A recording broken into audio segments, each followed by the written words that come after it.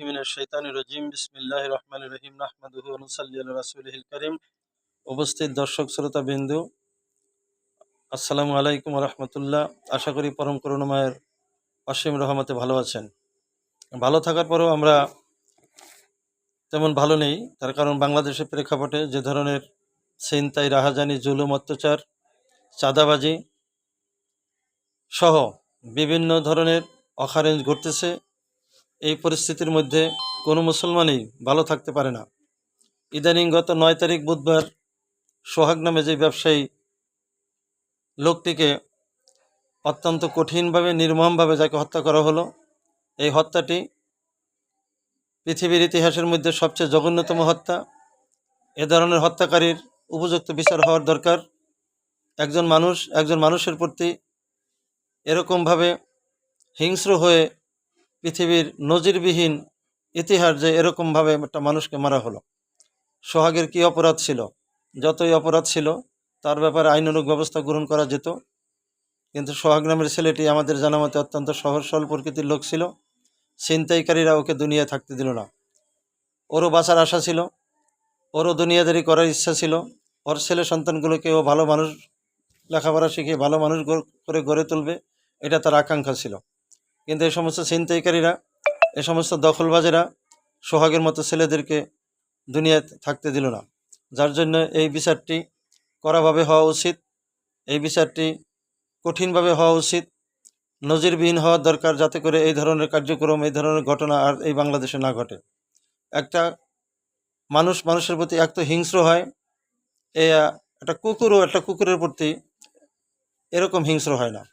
একটা পশু আর একটা পশুর প্রতি এরকম হিংস্র হয় না, যেইভাবে হিংস্রত্বমূলক কাজটি সোহাগের প্রতি করেছে। একটা মানুষ মরে যাওয়ার পর তার বুকের উপর পাথর মারা হয়েছে, মৃত্যু হওয়ার পর তার শরীরের উপরে উঠে তার লাশের উপরে নৃত্য করা হয়েছে। এরকম বর্বর মানুষ পৃথিবীর ইতিহাসে আর পাওয়া যায় বলে আমার মনে হয় না। আবু জাহেলের যুগ ছিল অত্যন্ত কঠিন খারাপ যুগ, নমরুদ ফেরাউনের যুগ ছিল অত্যন্ত কঠিন খারাপ যুগ। আমার মনে হয় নমরুদ ফেরাউন আবু জাহেলের যুগকে হার মানিয়ে দিয়েছে এই বর্বরেরা। এই বর্বর লোকগুলো 8-10 জন লোক ওখানে ছিল।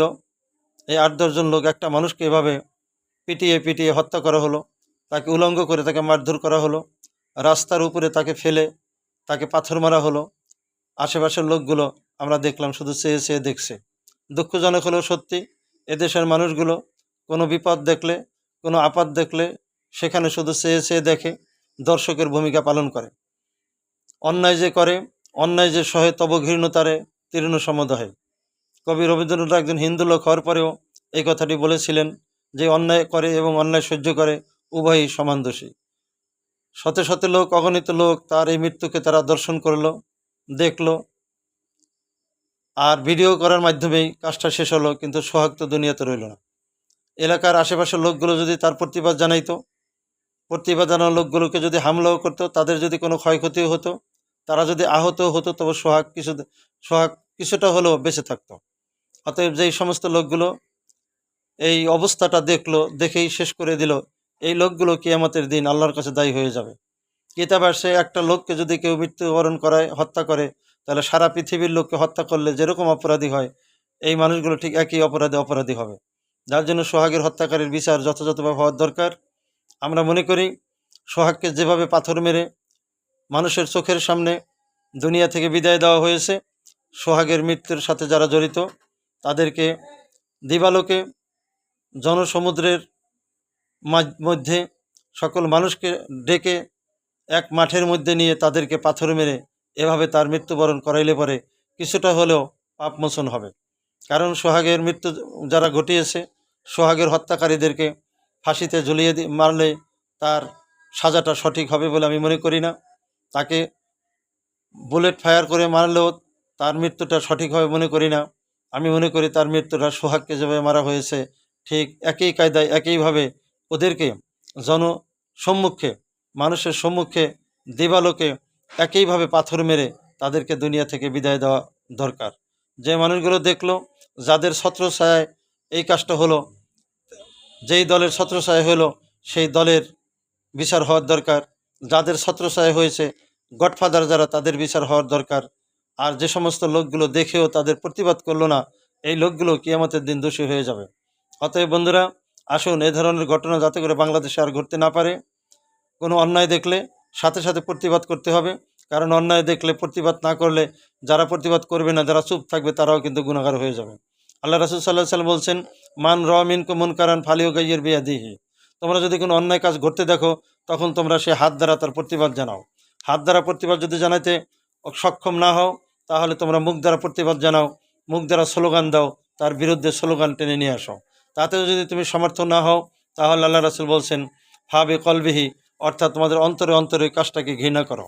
অন্তরে অন্তরে অন্যায় কাজটাকে যারা ঘৃণা করবে না, কিতাব এবং কোরআনে সে তাদের ঈমান সামান্য পরিমাণও থাকবে না।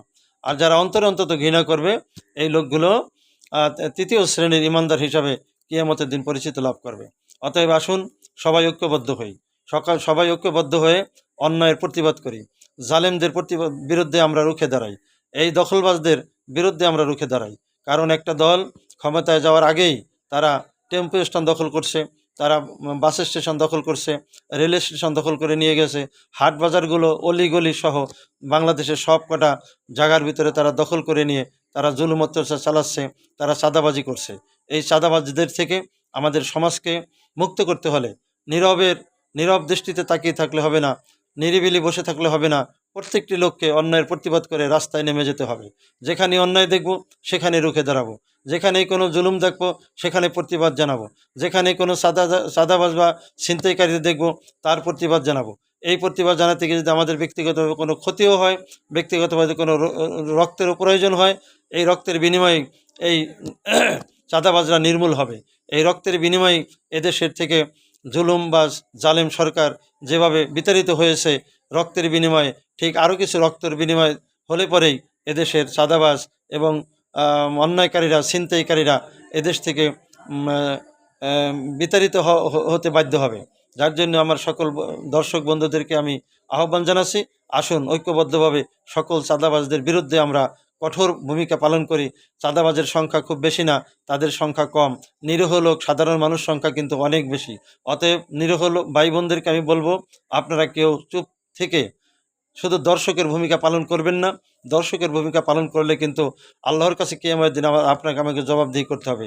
যেখানে চাঁদাবাজ দেখব, যেখানে দখলবাজ দেখব, যেখানে জালেমদের দেখব, সেখানেই আমরা ঐক্যবদ্ধভাবে তাদের মোকাবেলা করার জন্য আমরা রুখে দাঁড়াবো।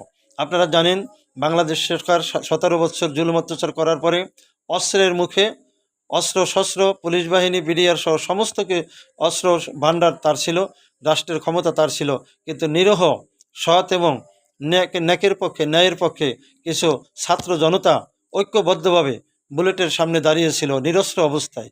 এই নিরস্ত্র অবস্থায় বুলেটের সামনে দাঁড়ানোর কারণে আল্লাহ তাআলা সত্যের জয় করে দিয়েছেন, নিরস্ত্র ছাত্রদেরকে বিজয় লাভ করেছেন, আর অস্ত্রধারী সরকারকে ক্ষমতাচ্যুত করেছেন। ঠিক একই অবস্থায় যদি আমরা সাধারণ মানুষগুলো যদি অন্যায়ের বিরুদ্ধে প্রতিবাদ করি, তার নিঃসন্দেহে আমাদের দেশ থেকে এই অন্যায়কারীরা বিতাড়িত হবে। অন্যায় মুক্ত একটি সমাজ উপহার দিতে হলে আমাদেরকে কষ্ট সাধনা করতে হবে, আমাদের ত্যাগের পরীক্ষা দিতে হবে। অতএব আর সময় নেই বসে থাকার, আর দর্শকের ভূমিকা পালন করার সময় নেই। প্রত্যেকটি মানুষ আল্লাহর একজন সৈনিক হিসাবে অন্যায়ের বিরুদ্ধে কথা বলুন, অন্যায়ের প্রতিবাদ করুন, ন্যায়ের পক্ষে কথা বলুন, কোরআনের পক্ষে কথা বলুন, মুসলমানদের পক্ষে কথা বলুন, আলেম ওলামাদের পক্ষে কথা বলুন। আল্লাহ যেন আমাদের সকলকে তৌফিক দান করে, আমরা যেন সত্য এবং ন্যায়ের পক্ষে কথা বলতে বলতে আমাদের জীবনের সময়টুকু শেষ করতে পারি। আল্লাহর কাছে আমরা সেই তৌফিক চাই। সকলে বলুন আমিন। ও আখিরি দাওয়ানা আলহামদুলিল্লাহি রাব্বিল আলামিন। আসসালামু আলাইকুম ওয়া রাহমাতুল্লাহ।